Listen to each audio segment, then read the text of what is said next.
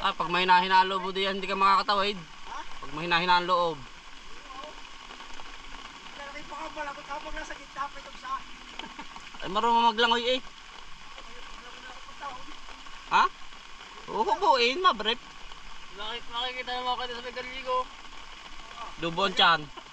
Ayun, tiyo abong, nandun sa may... May galigo. Kumaday ka dahil lubon tiyan. Ah, ay, ang hirap mo naman, iba't tatawidan eh. Mas kabila ako dadaan. Saan? Sa doon. Ay, sira din. Ayun pa, hindi masira. Kawayan lang yun. Wala na. Di, ano, pa 5 kilo. Pinapag na lang ng pakbag. Pa 5 kilo ang ano. Tapos pagka 5 kilo, balik. Sunsako guys, sunsako. Ayan po. Sakripisyo sa pagtawid. Salamat pagawa ko agad ito.